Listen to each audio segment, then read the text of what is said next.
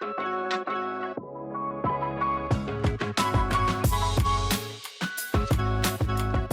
and welcome to the Auto Guide Show. This week, Kyle drives some electric SUVs. I drive an electric SUV. We talk about a new electric SUV, but don't worry, we also talk about a lot of high-powered, gas-guzzling cars. But first, a word from our sponsor. eBay has reinvented car buying. From click to curb, everything is covered. With their new secure purchase, eBay isn't just where you find your car, it's where you buy it start to finish. Title, financing, registration, delivery, it's all built in. And eligible vehicle purchases are backed by up to $100,000 in protection. This is what modern car buying looks like. Get your next ride on eBay. eBay, things people love. Secure Purchase is powered by Carmel Dealer Services, LLC, an eBay subsidiary. So kicking things off, it actually just came out last night or this morning, depending on where you live and what your time zone is. But this much anticipated Lexus something or other looks like it's finally going to be here. Actually, it may have debuted by the time you're hearing this. Seems very odd for them to fully debut a car that is expected to arrive in Japan at the end of the month. Yeah, well, they've had a website going for, well, it's for 24 days total, so I guess 21 days. And every day they leave these little cryptic messages. And yesterday they put up a billboard at the Fuji International Raceway. And it is massive. It's like the entire corner, and it has headlight bumper shots of 3 cars, the 2000 GT, the Lexus LFA, and the unnamed that has a little GR badge, which is interesting because that would make me think it's Toyota, not Lexus, but maybe they're going to double brand it depending on your region. Toyota's never really done that, but I mean, like Acura or Honda used to do that with the NSX, for instance. So I don't know, but they are relating it to the 2000 GT and the LFA, like the 2 most iconic vehicles that company's pretty much ever made in terms of one-off supercars. So you're putting a big expectation on whatever's coming. And then there's 2 days left of these teasers. And then apparently on the 13th, which is Monday, maybe they won't, maybe they'll show a picture, not the actual car. I don't know, but got to lead up to something. It's a teaser of a teaser. Excellent. Yeah, I mean, I assume it's going to be there. Monday is also a little odd because the reason they used Fuji is the Super Formula is there this weekend. So I thought, Sunday you could show it off right before the race or something. But yeah, we'll see. It's they can't do nothing at this point, especially if you spent that much money to put a massive billboard up in the back straight at the end of the straightaway. That's a good point. Well, we'll find out. Yeah. Hoping it has a twin turbo V8. I mean, what was it? What did they call that concept? At Monterey, the TC or the LC? There's the Toyota GT concept, and then the GT concept is the rumor. No, the GT concept ran up Goodwood, and then they showed the Lexus concept at Monterey. That looks really nice, and basically they're thinking that's what this is gonna be, but that was the concept. But I don't know, does Toyota really go from concept to production that drastically? I know Honda doesn't, but yeah, remember how long we waited for the Supra? Yeah. I don't know, there's nothing to go on. I mean, like, outside of that concept, but yeah, we'll Sport find out. concept. That was it. Lexus Sport concept. Concept. I mean, like, which is beautiful. We know that there's going to be a big show in Japan, so it seems odd to kind of let the cat out of the bag 2 weeks early, but we'll see. Well, I mean, they do that in North America now, right? Because then you steal all the attention before the show. You don't have to battle with anyone. And then maybe get people anticipated. Like I said, maybe they'll show us a picture, but not the live car picture. And then, who knows? We'll see. Tokyo Mobility Show, is that what it's called now? Yep. We will see. All right, so moving on to the first review of the week. Kyle, you drove the VinFast VF9, which is the big boy. Yeah, and it is big. It's over 200 inches long. Um, I had a lot of thoughts about this, and whether or not it's something you should even consider buying really kind of depends on which market you're in. Hmm. So first off, it's pretty on target in terms of specs for this category. I mean, there's not a lot of three-row EVs, but this one is roughly the right size. It has a good amount of range. It's a little under 300 miles, but like most EVs, it was actually pretty conservative when I was driving, so probably could hit 300 miles. 400 horsepower. It's heavier than all the other ones, which I think is something you mentioned with the VF8, was that it was a lot Yeah, heavier than its competitors. but it had the advantage of that drivetrain, so it had more power than a lot of its competitors, whereas Mhm. yours is pretty much on top of what everyone in that class is running. Yeah, if not a little less, right? VinFast quotes 0 to 62 miles per hour in something like 6.5 seconds, which is funny because that's slow against everyone else. But honestly, 6.5 seconds for a people mover seems plenty quick. I don't, I don't think we need faster than that. But how it delivers that is very strange. There is a noticeable lag when you put your foot down, and I guess it's them trying to, That was the 8 too. There was yeah, this weird gap, but so that puts it between basically, well, not between, it puts it between power wise the EV9 and the Ionic 9, but slower than both to 60, I guess, due to the weight. yeah, yeah.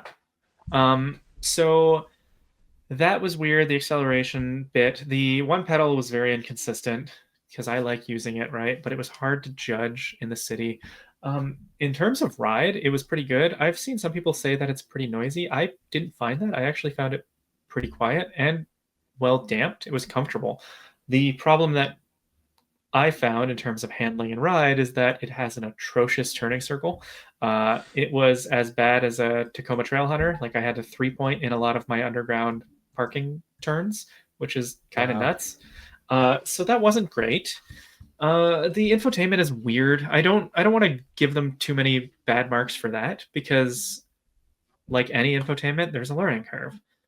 So I feel like you'd get used to it after a little bit. It is odd that there's a second screen in the back. And there's massage seats in the first and second row. They're noisy as can be, and the second row can actually adjust the front row's massage seats. So that definitely won't be misused in any way. So I obviously I didn't drive this. You did. I drove the 8. The one thing I can say without driving it is this is the better looking vehicle. The Yep. blockier styling and the way the V grill is just suits it better. I mean, I think it's probably their best looking vehicle outside of the 3. Remember the little VF3, the baby Jeep 2-door thing? Yeah. Um, yeah, no, I think it's a good vehicle. So hopefully they stick around in our market long enough for Gen 2 because there's, like you said, there's learning curves and growing pains, but maybe by Gen 2 you fix a bunch of them. And Yes, maybe, hopefully. There is one small part which I haven't gotten to yet, which is the price. Um, in America, this top trim, the Plus, lines up with like a mid-level Ionic 9, which is not great, but hey, like this is the top trim. You're getting some features, whether or not they're well integrated, that you wouldn't get in the Hyundai. In Canada, this is more expensive than a loaded Ionic 9. yeah, that's a hard sell. That's a real hard sell. Yeah, it'll be interesting. I mean, being VinFast though, the price probably doesn't mean much because they're probably going to put on some ridiculously aggressive lease rates, which is what a lot of people do with EVs anyway. So we'll have to Lease rates, wait and see. and if you build it on the configurator right now, you will get something like $12,000 in cash back. So it is cheaper than its competitors with the current rebates, but the list price is not cheaper. So that's Plus really the main issue with it. the old Ford train of thought. Yeah. Put a high Yeah. price, but tons of rebates, so you think you're getting money back. Yep. All right, well, moving on to another electric SUV. As I said, there's quite a few. I drove the Chevrolet Blazer EV, the SS. So this is one of those, I feel like I saw it so long ago and I'm finally driving it. The first time I saw this at the Detroit Auto Show, I think it was still in winter. um, no, I think it was the first summer one. But I was excited because this was sort of the original high performance EV SUV thing that was going to come out. Like no one was really That's doing true. this yet. And Chevy was like, here's 557 horsepower and all-wheel drive and summer tires and offset like numbers, and you're like, this is crazy. And then it took them a while. The Ioniq 5N's been out, the EV6 GT's been out and discontinued already. The In Mach Canada. E GT. I can't find it on the US site. I was looking for Oh it. So I don't know no. if they haven't released the 26 Aw. pricing yet, but yeah. The Mustang GT has been around, but this is clearly the Mustang Mach E GT's competitor. Yeah. So looking at that, it's got more power when you put it into the wide open watts, the WOW mode. It doesn't quote regular mode, but like I said, back in the day when they were announcing this, it was always 557 horsepower, and that feels about right. It doesn't feel much slower. It's not like the Silverado EV RST where there feels like you have the 700 plus in WOW, and then you lose like over 200 when you go to regular. Mm-hmm. It's 0 to 60 should be in the low threes, which is close to like with the Mach E, but I feel like this sustains power longer. Like it's the best way to describe it is it's a sledgehammer. You hammer it with or without WOW on, and it just goes. And if you throw it in a corner, they've done a good job in making the four tires work together to really just kind of pull you through. But you feel like you're a half step behind at all times. You're kind of half driving and half hanging on. It doesn't have the precision of a 5N, but I bet you it's not far off in terms of what it would like lap if you're going to race one. It's the Ioniq 5N feels like a hot hatch that thinks it's an SUV. This is an Yeah. SUV that just has a whole lot of power and some grippy summer tires. Inside, it's no different. I mean, you've driven a Blazer. This one looks even fancier. It's red. There's two Okay. options, so I Yeah. applaud them. Like red, like the same colors, the red, radiant red exterior paint that I had. I like the way the dash is with the cool little vents, and I mean it's in every GM, but the screen within a screen setup's good. The infotainment system and the digital dash fully configurable, no problem. Big problem, as we always say, and I got to bring it up every time I drive a GM EV. There is no Apple CarPlay, and yes, everything Google was installed and free and usable, but it's just not the same when you have all your stuff set up on a certain device and it's completely incompatible. I could use it like it was 2010 as Bluetooth, Yeah. and that was it. So that's something I hope will be rectified one day. I'm sure it is. I can't imagine they're not looking at it with all the flack they're getting from customers and media, probably dealers too. Mm-hmm. But otherwise, I like the look of this. I think it's one of the better looking vehicles. It looks long because the wheelbase is long. So compared to a Blazer, I think it's an inch or 3 inches longer, but the wheelbase is 9 inches longer. So Yeah. that really throws the perspective off. It also looks so much longer because the rear window is tiny. Like the glass house Yeah. looks so squished that this thing looks like a solid foot longer than a regular Blazer. But that's one area where it really trumps the Mach-E is it's not trying to look like an SUV coupe. So you have a very usable cargo area.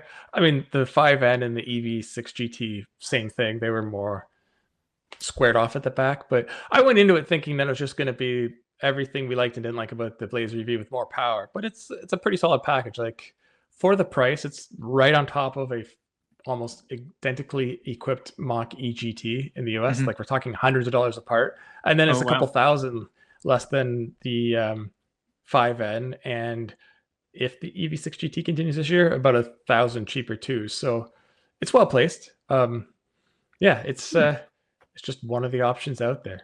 So I have a loaded question for you. Does it live up to the SS badge? Yeah, well, that was my review. And this one does. SS, initially it was the most powerful engine in a vehicle, and maybe a couple of little upgrades so it can take corners. But I mean, in the muscle car era, the smaller ones got more, like the Camaro, for instance. But even the Camaro, the SS wasn't the handler; that was the Z28. So true.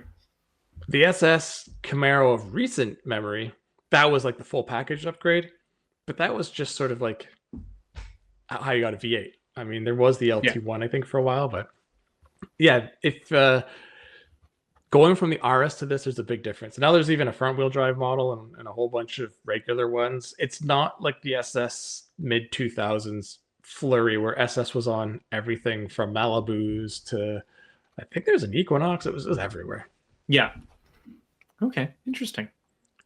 So moving on, we go to Kyle driving an electric SUV. Wow. I drove the 2026 Genesis Electrified GV70, and it's such a nice car. I don't like using the word nice, but it really feels appropriate on the electrified GV70 in all the best ways, where it's just, this is a car that really, well, SUV, that really just wants to make your life smoother and less frustrating. And it's still not perfect. So for the improvements for 2026, the styling is barely changed. There's this new Series Blue, Series Ceres, the first asteroid ever found. That's what it's named after. So it's this grayish hue that's very purple in certain light, and then more like a bluey gray in darker light. Looks good.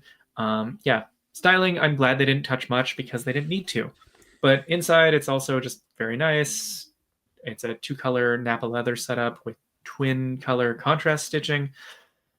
And under the skin, you get a bigger battery pack from the Ioniq 5N. And so you get a little bit more range, but this thing still has less range than most of its competitors at 250-ish miles. Which, I mean, is probably fine, but because Probably. everyone's chasing the 300 number, it really does feel like it's out. Sort of like when Toyota and Subaru brought out the original BZ and Solterra, they felt like the power and range was fine, but everyone else was so much further on. They just felt a little off. Yeah. Let's hope this one survives because its sedan counterpart is gone. I have a feeling, though, the fact they put money into it is because it does sell, and there is probably, hopefully, going to be a Magma down the road. I mean, if they're putting all that into the 60. It's interesting, right? Like, would they do a Magma gas or electric for the GV70? Because if you do it electric, then it's basically the GV60. Yeah, but I mean, that's sort of what we have now, but a more practical, bigger one. I figure, I don't think we're going to have gas Magma until, I have no idea what car, but it's going to be probably based on the V8 they're putting in their hypercar because they don't really have anything else unless they make a big, meaty hybrid, but who knows? They might, right? Because I mean, the Palisade hybrid has the hybrid setup on the 2.5 liter engine that's in the base GV70, so maybe it hooks up to the V6. I don't know. Yeah. Yeah. Overall, I liked this. I should point out two things with it. One, when we did a comparison with this in the Lyric last year, the Lyric just squeaked ahead. So I'm not sure if this is actually better than the Lyric or not. It's still one of my favorite luxury EVs, but the Lyric is also insanely good. And then the other tough thing is pricing, right? Because EVs are expensive. This is a couple thousand more than a top gas model, though. And I am of the opinion that if you're spending this much money on a small luxury SUV, this sort of makes sense because it's not the sport prestige, right? So it's not the handler that the V6 is, but I think that's better. I think that's more suited to what most people want out of a SUV. And this is so smooth and so comfortable, and that V6 is thirsty as can be. So, yeah, I think this is the best GV70. Yeah, it's interesting we have the price thing because you're right. I think at this point, a couple thousand, it doesn't matter to the consumer. What's going to matter is what they want. And I think the GV70 is in a little difficult because it is basically the GV70, just slightly styled different and has the word electrified. Whereas I think if someone's looking for an electric SUV still at this segment, they want to like make a statement, like let the world know, like, look at me. So they're going maybe with the iX5 is, I guess, a size bigger, but yeah, I wonder, like you brought up the Lyric, like every time I see a Lyric on the road, especially if it's coming from behind, I'm like, what is that sports car? And then as it gets closer, I'm like, oh, it's the Lyric. Oh, yeah. I mean, actually, you just mentioned BMW, and I feel like that's the big question, right? Is when the iX3 comes soon, that's going to be a direct competitor for this. And so I'm very curious. That's something we need to get together. Yeah. All right. So I swear this is the last time we're talking about an electric SUV on this program. One is coming back, which is a poorly hidden secret. Everyone knew, but maybe we weren't expecting this. No, I don't think we were expecting when Chevy killed the Bolt and then said, sorry, guys, sorry, we'll bring it back. I didn't think they'd spend 3 years to literally just bring back the same car. not the same car. Obviously, there's a new battery pack, and it has a knack sport and very slightly tweaked styling, but it's the same car. I will say the tweak styling. I don't know what they've done, but it looks like an SUV now. Whereas the old one, rather, regardless if you got, what did they call the? Was it just called the Bolt EUV. SUV or It UV? was It EUV. looked like a Yeah. yeah, it looked like a tall hatch, just like the regular one did. So this looks like it would fit in with the Trax and the Trailblazer Yeah, family. So I think what they've done is taken the old EUV based on the window line, which makes sense. mhm. So yeah, they've slightly tweaked the styling. The interior is also updated, so of course you get the current infotainment. It has slightly less range than before, which I think is interesting. I bet you it's that styling because like there's a lower belt line and the front end's more SUV. I bet the old weird tall thing was because that was the aerodynamic shape, and they figured we'll sacrifice a couple miles to make this seem more like an SUV. Yeah, It's still maybe front wheel drive only though, right? it is. So it's barely an SUV. And like another Sounds like front a drive, certain Nissan I know. yeah, yeah. So like the Leaf, front drive only, and it will undercut the Leaf. Because it is, they announced a price. It is 29,990 or 29,995. I can't remember. So But that's will including it, destination. wow. So will it undercut the little battery? Oh, we don't know the little battery Leaf yet. They We haven't don't know the announced little that. battery Leaf yet. Yeah. And then this will actually get cheaper too, because that is the price for the LT with the comfort package. So when the LT without it comes down the road, it should be about $1,000 cheaper.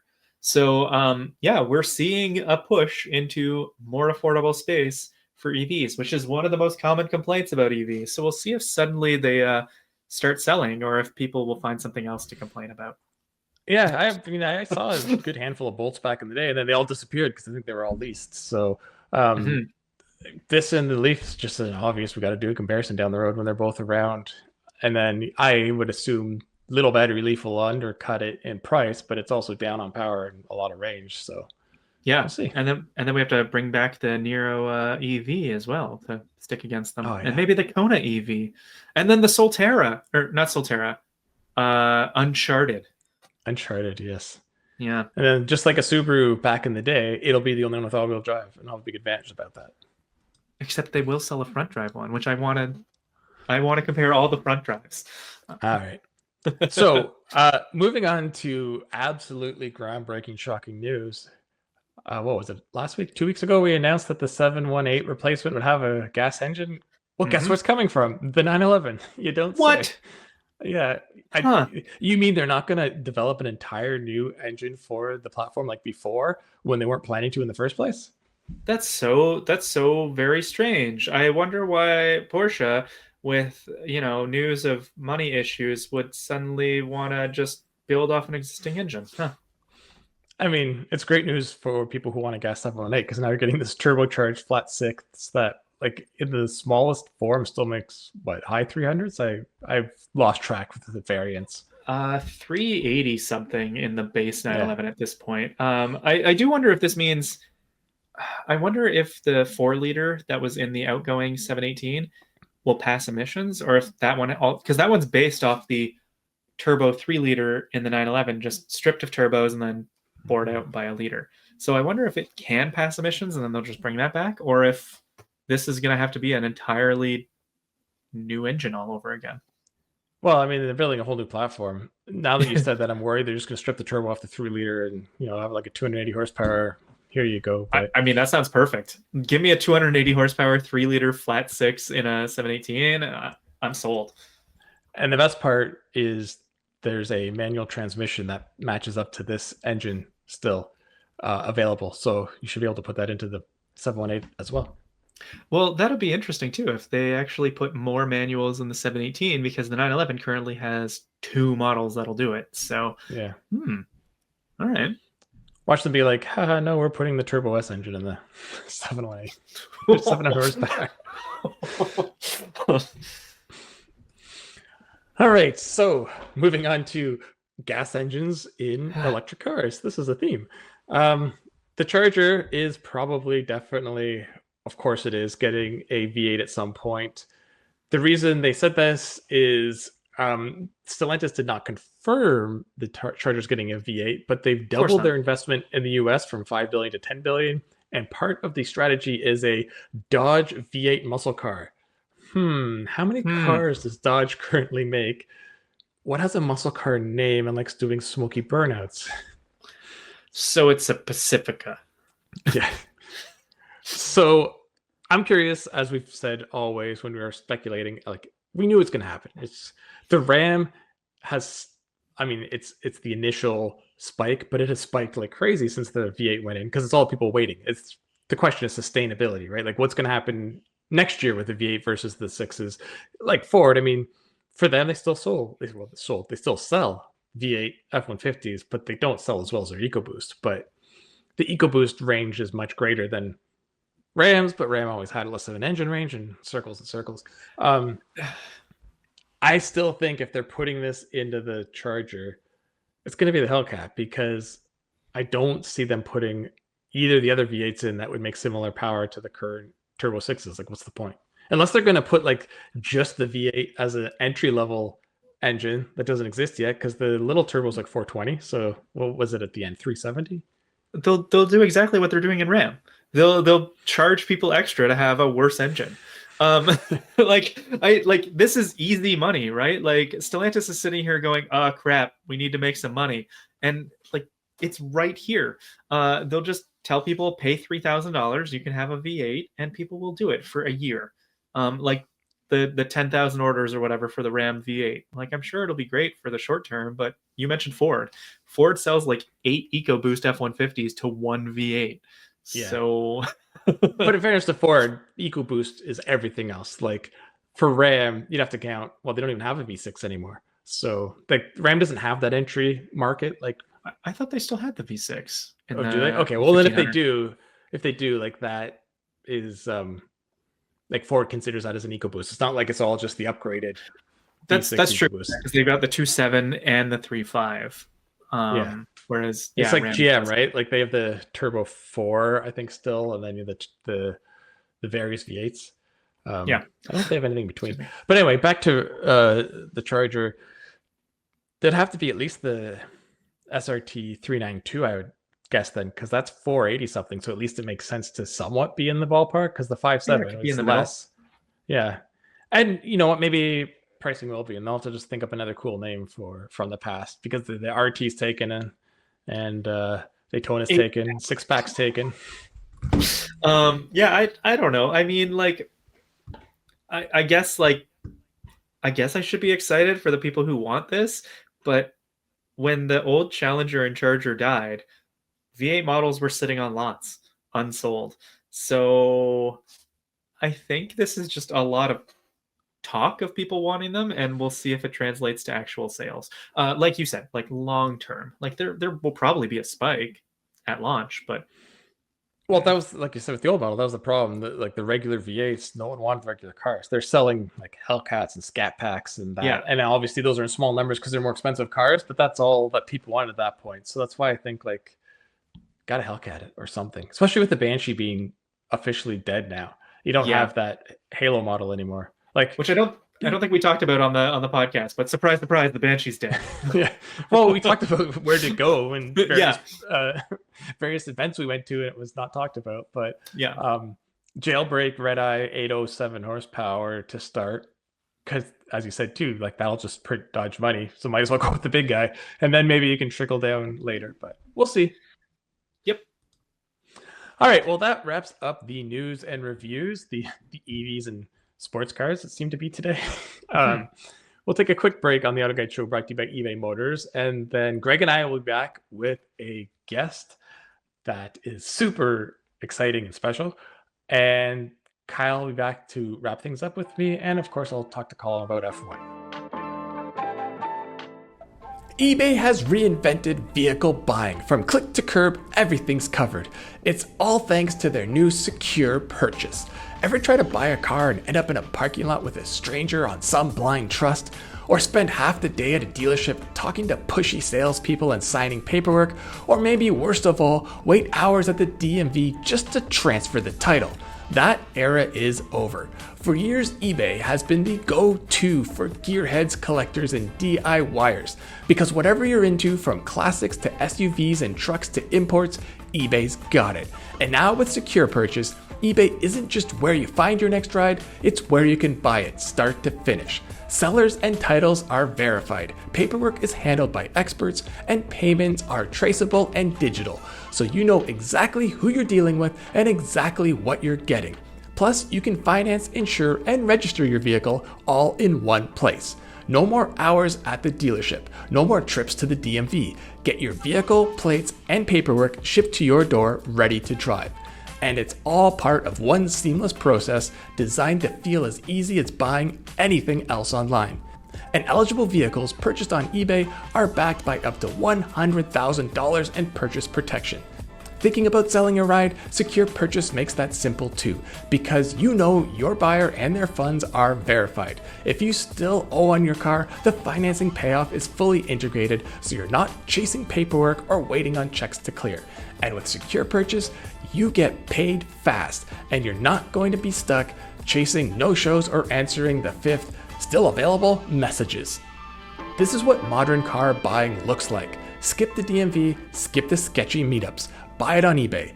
eBay, things people love. Secure Purchase is powered by Carmel Dealer Services, LLC, and eBay subsidiary. Joining us now on the Auto Guide show is Carey Price, best known for his stint as the goaltender for the Montreal Canadiens. Thanks for joining us today. Thanks for having me, guys. All right. We just announced a partnership with Ford, pretty big, campaign talking about your long relationship with Ford trucks.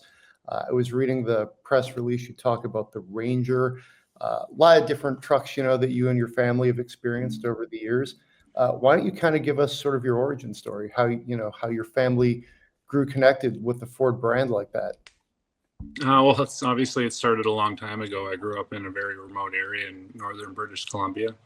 Me and my father, Jerry, we spent a lot of time in a truck commuting back and forth from playing hockey. It was a 7-hour round trip to get to hockey practice. So Dad would load up the hockey equipment in our little Ford Ranger. Can't remember what year it was, but I do remember it was white with red and blue pinstripes on it. Saw a lot of miles, a couple ditches along the way, and it kept on trucking for us. 7 hours. Wow. That's a dedicated round trip. Yeah, it's very, my dad is probably the most dedicated man I've ever known to give me an opportunity to, and have the opportunity to enjoy the sport that I love playing. I think he saw some promise in me as a young kid. I spent a lot of time on the backyard rink in Anaheim Lake. We had a backyard rink for, 5 months of the year, just about. And, we spent a lot of time in the vehicle, not only 7 hours round trip for hockey practice, but we'd have to drive, say, to Prince George or Kamloops, or an additional 3 to 6 hours on top of that just to go play in the tournaments. Yeah, so go ahead, Greg. I was going to say, Carey, you mentioned that in the players' lot, that a lot of them would drive like sports cars and things like that, and you kind of like to hang out with your Ford truck. I think it was a special edition one. Can you kind of talk about that? Do you still have that one, or what does your current car collection look like? Well, my first pickup truck was an F-150 Harley Davidson edition. Nice. I felt pretty cool driving a Harley. I had a leather jacket and everything. I felt a little sheepish wearing the jacket, but I thought it was a really cool truck. It was beautiful. When I first got to Montreal, it was primarily, like SUVs, crossovers. And as my career progressed, I think we got a few more country boys in the mix. I think that helped too, but we had a few more pickup trucks get into our little lot as my career went on. Nice. Just for our listeners and viewers, there's full photos and everything on the campaign. So we saw some of that Ranger you're talking about, and I love 80s and 90s vehicles, and that's just, It's such a great looking package. I love that, the old pinstripe on that, and the extended cab, and the cab box and everything. It's really cool. Yeah, I love a good 90s pickup truck too. So sticking with the Fords, have you ever gotten to drive any of the like street truck F-150s, like any of the old Lightnings or Tremors or anything like that? Yeah, well, I've had a couple of Raptors in my Nice. lifetime. I remember one of my favorite trucks I've ever owned. This was before I was pulling trailers and 30-foot Airstream and whatnot. But I had a Raptor with an EcoBoost in it, and I loved it because of the suspension. I can get up and down logging roads, unreal. But with the EcoBoost engine in it, it was half decent on gas. So that was probably one of my favorite trucks. Very cool. Are you at all a Bronco man? Sounds like you're into off-roading in the wilderness. What do you think of that? Yeah, well, honestly, my mom drives a Bronco. She has a Bronco Sport. So I've been in a few Broncos over my lifetime. But for around here, I always I always like having the right tool for the job, whether it was, in my shop here or, pulling a 30-foot trailer. Obviously, an F350 Super Duty is the right tool for that job. And I think around here, the perfect hunting rig for me would be a Bronco Raptor. Those things look nice. Yeah, they're crazy capable. Two of my favorite vehicles I've driven in the last couple months was I had a Bronco Heritage with the baby blue and the white and the red lettering and everything, and that got so much attention. And then also on the complete opposite end, we had the Maverick Lobo, which is just such a fun little truck to rip around in. Wouldn't be good for your logging roads, but in the city it's great. Yeah, for sure. Yeah, as you can tell, I do a lot of driving down logging roads, deactivated logging roads, stuff like that. So I spend a lot of time out of the city. You're I know you like to spend a lot of time out, in the wilderness in the middle of nowhere. Are you like hybrids or electric? Do those type of trucks, hold any appeal to you? Is that of interest? Like if I were to get like a commuter vehicle in town, that would definitely pique my interest. But I'm a one vehicle man right now, so I'm driving an F350 just because of the stuff that I enjoy doing. So, but if I were just commuting to and from school, drop off pickups, that would be something I'd look into. Yeah. So we've talked about this on the show many times because what we do. You just mentioned you have an F350. I'm assuming it's one of the newer ones. What are your thoughts on how crazy capable trucks have gotten over the last 10 years? Like they can be rated to like 40,000 pounds now, which is mind blowing for a pickup.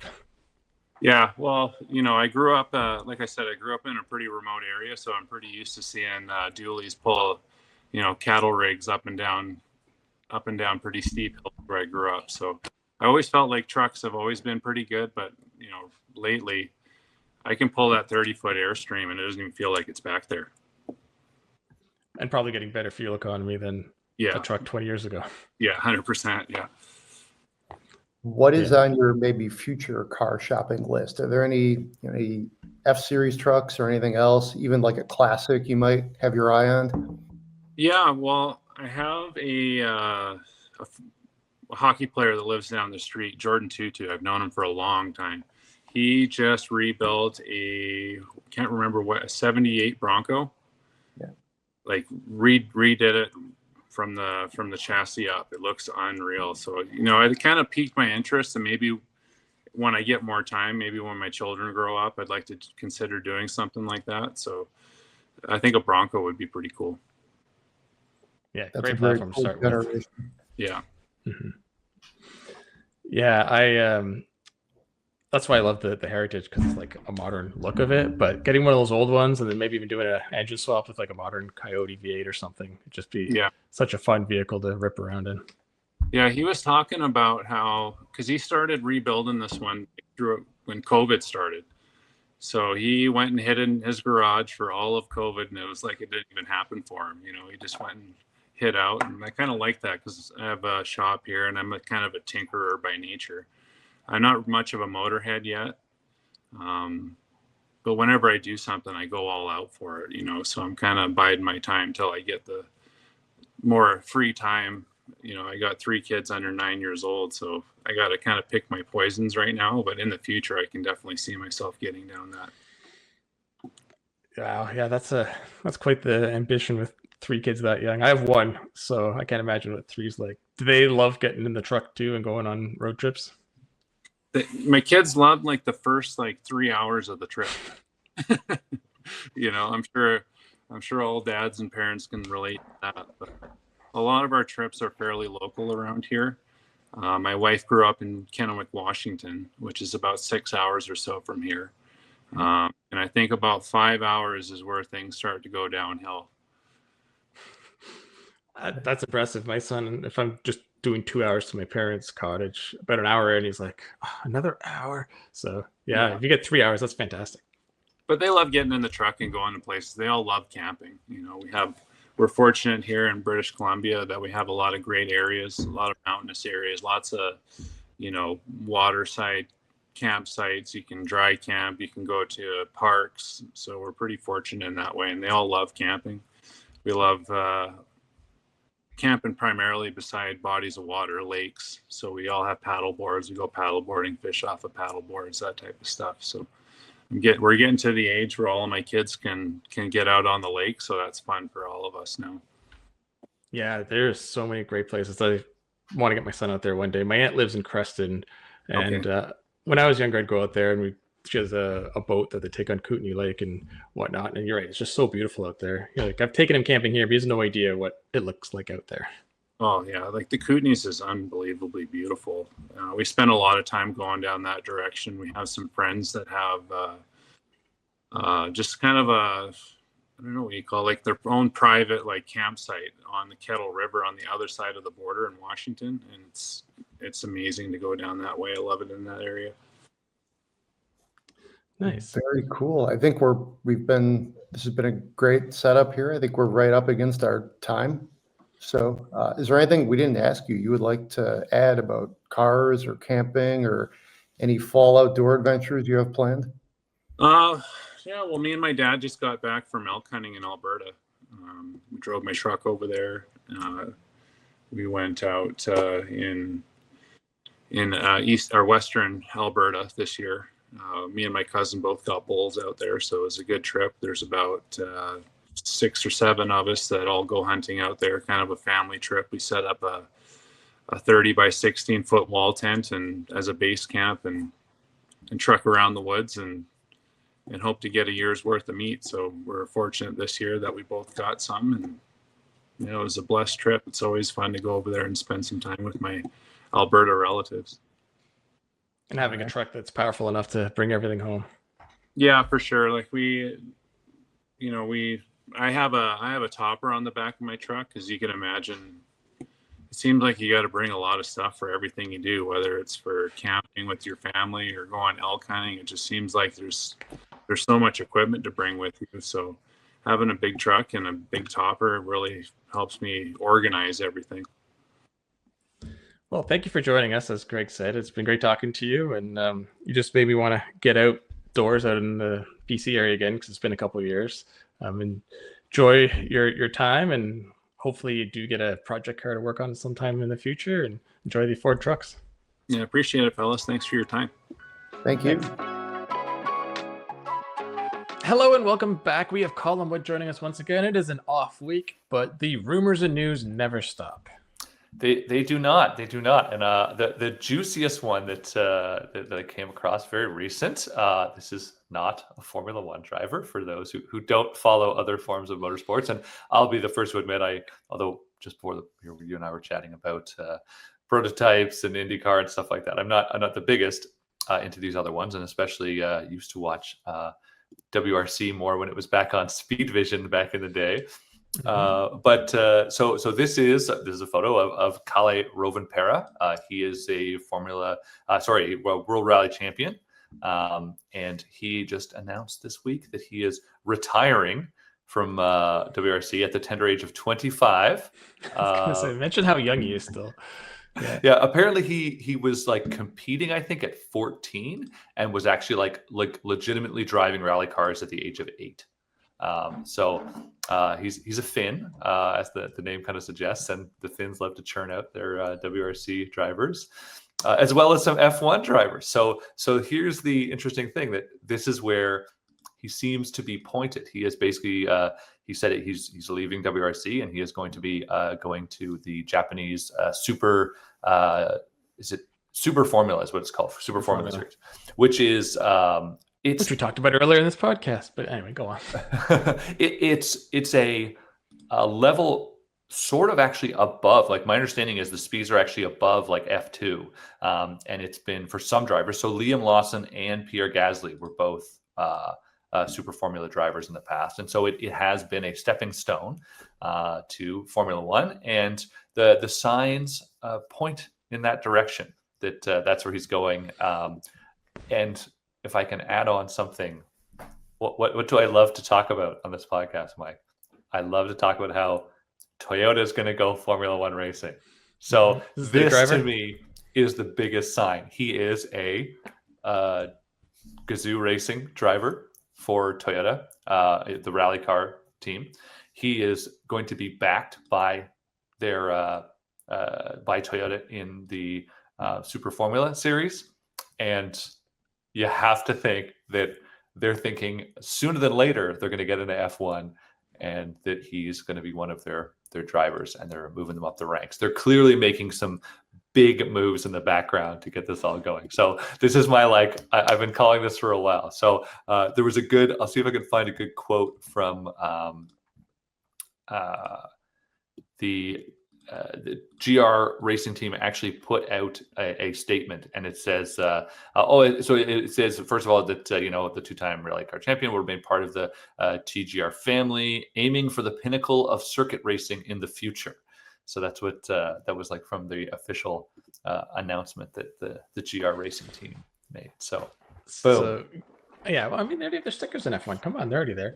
But yeah, I don't know if this is their driver, but it seems like they're hedging their bets and have drivers everywhere that they're trying to see who's ready to go. So with Super Formula, I mean, there's always a debate sort of where it ranks. To me, like that's obviously Japan's biggest open wheel. It's like America has IndyCar, they have Super Formula, and it's like where do they rank compared to Formula 1, Formula 2, Formula 3? It's all a debate, but I would say this is probably the second tier right below F1 because they don't ever touch oval, so the cars don't have to be compromised in any way to do both. So yeah, and they have I don't know if they still have push to pass or with DRS or what they have now, but they've always had something like that. So it's interesting because I'd say like NASCAR, Rally, and F1 are like the three most different disciplines you could do. So going from one to the next is interesting, but as we've seen, fantastic drivers can pretty much hop in any car and be good. Yeah. So what sort of got the first thing that came to mind when I saw this is he actually did a test in one of the Red Bulls like a year or two ago, and apparently was very impressive. I never got any info on like what those lap times were. It was around the ring in Austria, so he's driven a Red Bull F1 car, and so people were, I think the first thought was, oh, future Red Bull driver. And it's like, first of all, Red Bull has kind of enough problems trying to find drivers as it is, and they have a lot of young people coming up. So I don't think that's where it's going to be. I think the Toyota backing is there, and I think you're right that we've seen them getting a lot of people lined up, right? So he may not be the guy, but I have to think that if you're going to leave, you're a championship WRC driver, you're not going to leave unless there's some type of a pretty serious contract. Like he knows something we don't 100% know. Otherwise, I can't see him leaving to just go race in Super Formula. Like that is not a step up in your career from being a WRC champion. So, yeah, unless he just wants a new challenge, you never know. But it's funny you say the Red Bull test. Seems everyone does, but it's because Red Bull's in like every motorsport. I feel like the marketing agency has one of every car their own. So it's like when you're testing, you're not actually testing Red Bull's F1 team. It's just like, oh, we got one of those. Oh, yeah, we just test our rally car. Yeah, test ours here. Yeah, it's like the stunt car they pull out to like do shenanigans in and stuff like that, which is clearly not the real F1 car, right? But yeah, it sounds very interesting. Mm-hmm. All right, moving on. All right, so this is Carlos Sainz. So this is I thought it was funny. Sometimes we'll start off the podcast and we'll talk about the last race, and we didn't, partially because Singapore was kind of a dud. However, the controversy has come up. I'm sure you've seen it on Twitter or elsewhere that people are complaining that there actually was some good on-track action. We just never saw it because they were too busy showing shots of the wives and girlfriends of the F1 drivers. And so Carlos Sainz actually came out and said that. There's a little thing, he was on a podcast recent, and he said it's becoming a bit of a trend. And he said, let me see here. I understand that if there's an overtake, a very tense moment in the race, it is understandable that the production team might want to show a reaction shot. So the wife, girlfriend, whatever, reacting. He said it's worked in the past. But he says, but last weekend, they didn't show any of the 4 or 5 overtakes I did at the end, nor did they show Fernando's pursuit of Lewis. They missed a lot of things. And actually, I noticed that they, like, at the race was over and we kind of know who was in what position anyway. And then they were not showing the fact that Lewis was like, had no brakes and was coasting. And Alonso was like, I was watching the numbers on the top and it was going from like 48 seconds, 30 seconds, 20. It was just dropping so fast. You're like, it's going to happen. Something's going to happen at the end. And he didn't quite make it, but it did seem like race direction was not great. And there's a million memes now about how they're just showing pictures of wives and girlfriends and nothing else.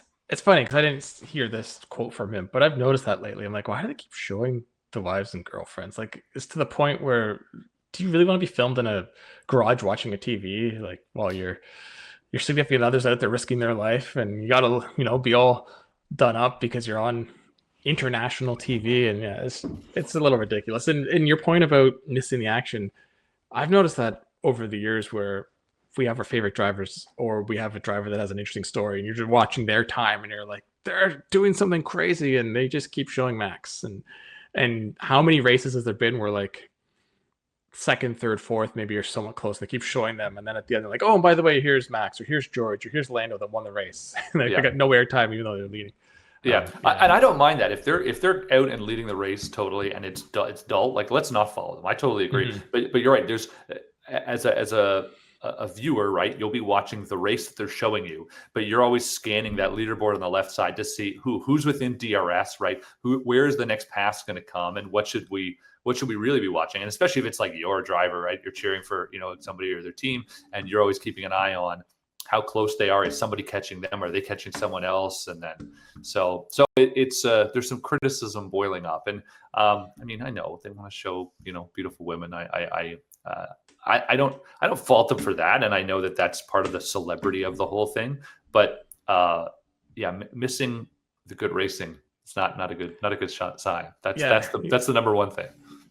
Well, two quick things. First, you don't want to get to a point where people start trying to date an F1 driver so they can get X amount of TV time. They start making arrangements like that. And the counterpoint to all this will be Sky Sports will come and say, well, subscribe to our whatever package and you can pick your individual driver and watch their on board the whole race. Yeah. Well, it was funny because I actually saw there was one of the memes was, do your Sky Glass or Sky Q, and you can see a live reaction of the wife or girlfriend the whole time, right? Like they have a camera on it. The whole, and then you can just watch that. And you can just, purr about it. She's taking a bite of a sandwich. Yeah, exactly. Yeah, biting her nails. Oh no. And speaking of the race, you're right. It was a dud. The entire race was a parade, and the only action was at the very beginning where we had Lando and Oscar fans yelling at each other. We did, and so this is. I mean, whatever. I don't. There's camps on both sides. There's all these people who think that like the team is only about Lando, and I get that a bit. And there's teams. What I find strange is people when like, oh, the team is like totally only backs Oscar, and I'm like, really? That doesn't seem legitimate at all. So, to me, if I was gonna say, I'd probably think they're more Lando bias, but I don't know. But this is a little meme of Zach Brown looking upset when your favorite child doesn't win. But it sort of plays into the fact that there's a Alex Palou who's I think now suing or involved in a court case with McLaren because he didn't get the seat. And there's a quote from a recent interview. It says, I went for dinner with Zach at Beaverbrook near MTC. Zach told me it was not his decision to hire Oscar. He said it was the decision of the team manager, Andreas Seidel. So he's basically saying, Oscar wasn't Zach's choice is kind of the way he's putting it. So, and I will add that with all of this, often there is people have other reasons for saying what they're saying to stir up controversy, unsettle a team, do whatever they want, right? Like it's clear now that if Alex is not going to race for McLaren, he's probably thinking, what can I do to make their lives miserable, right? So it's funny. I was thinking, is this Mercedes or Red Bull or Ferrari that's planting these seeds so they can get Oscar to leave the team and steal him for their team? But sure, why not? But to the thing with Zach in the dinner, like the quote he made, it's like, I'm 100% he said that, but he's like a slick business guy. Like, of course he's going to say that to the guy in front of his face, whether or not he had a final say or not, because this gets him off the hook, but doesn't throw anyone else under the bus. So I don't know. It's also like that's how the business actually works, right? Like it's like, you know, in baseball, right? The coach coaches the players, the general manager picks them, right? Like so it's the same thing here, that really what Zach is saying is nothing revolutionary. He's really just saying, I hired Andreas Seidel to pick the people. He picked the people. Like he's not saying it's almost irrelevant to him. He's just like, that's not, he picks Andreas.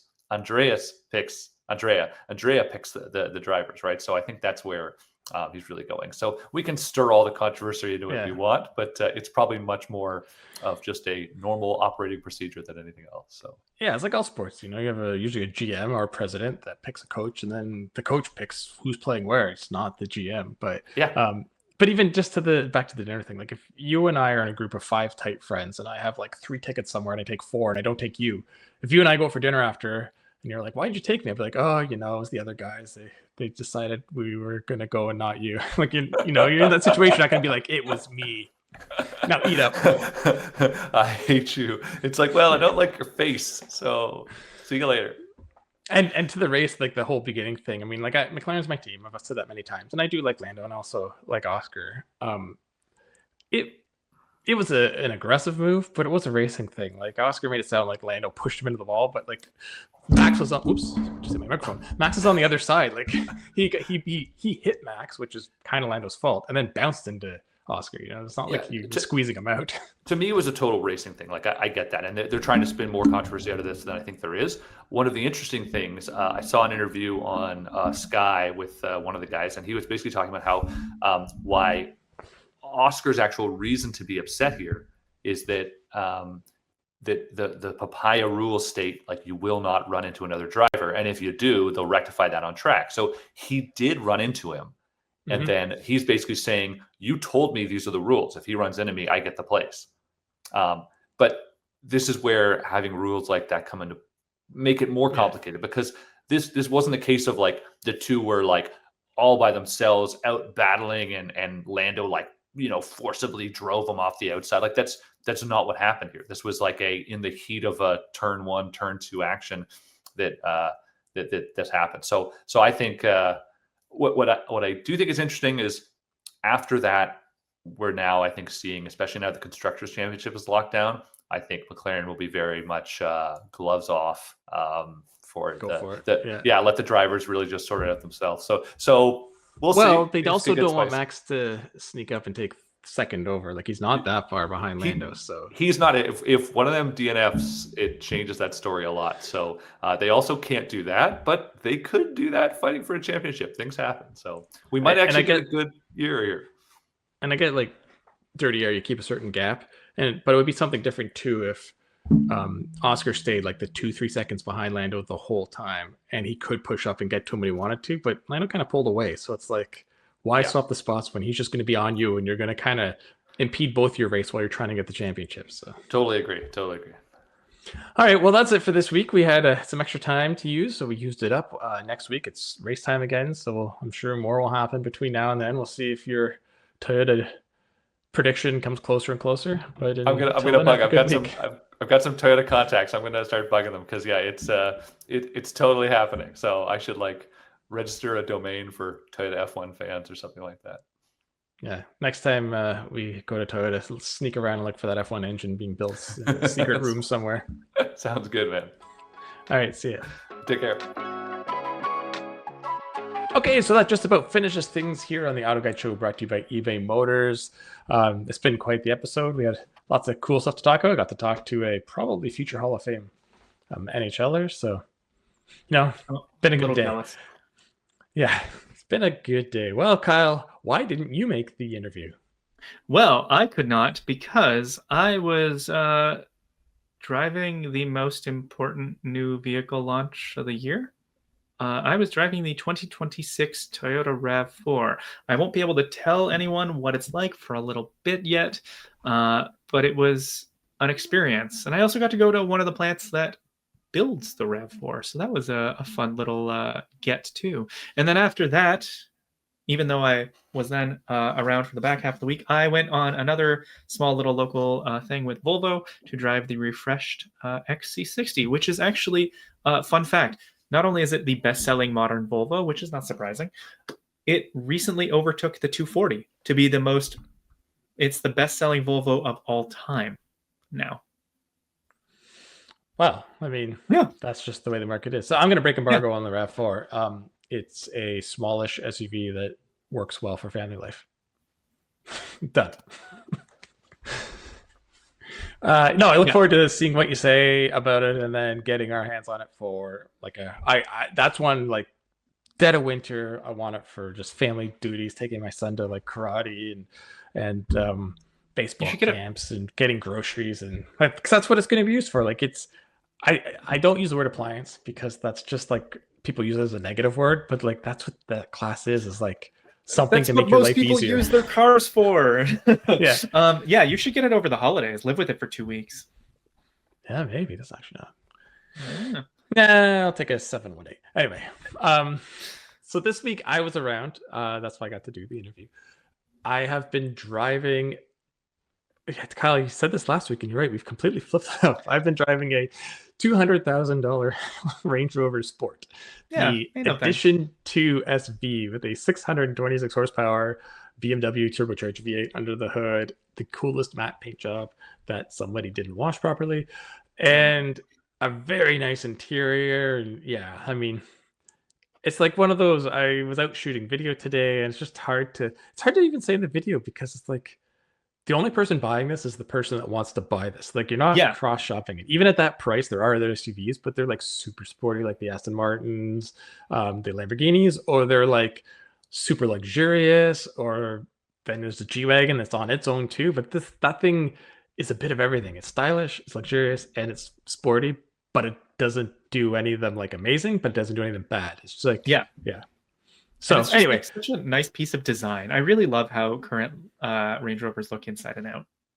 It's funny you say that because like that's my part of my intro and extra. I don't want to give too much away, but it's like everyone knows what a Range Rover is and everyone knows what they look like.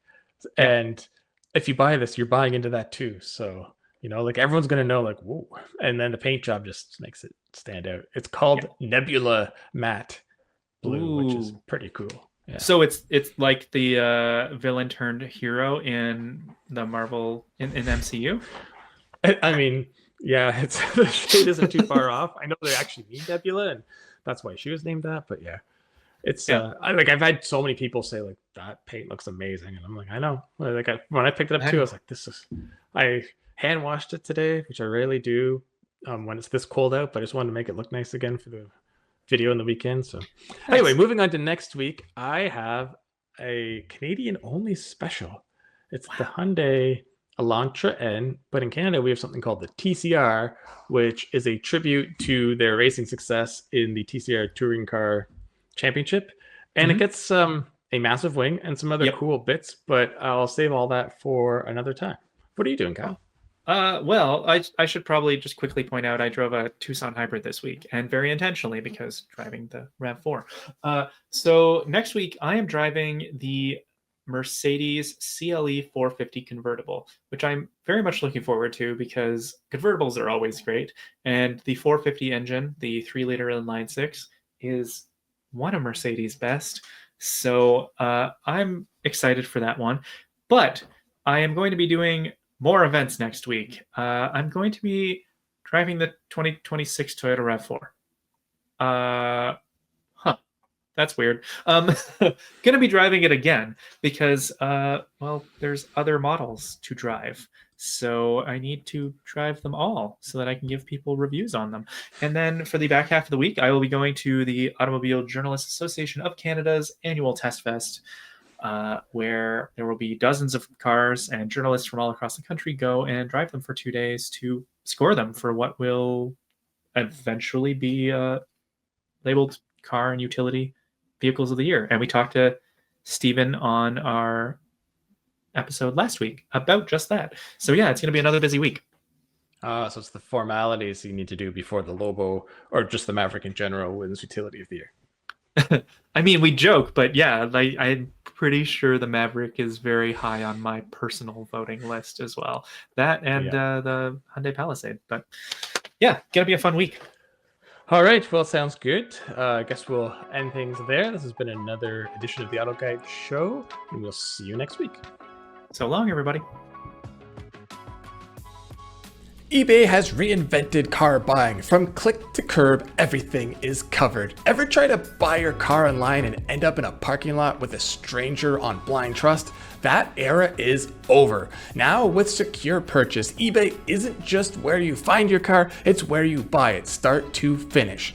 Title, financing, registration, delivery, it's all built in. This is the modern way to buy your next ride on eBay. eBay, things people love. Secure Purchase is powered by Carmel Dealer Services, LLC, an eBay subsidiary.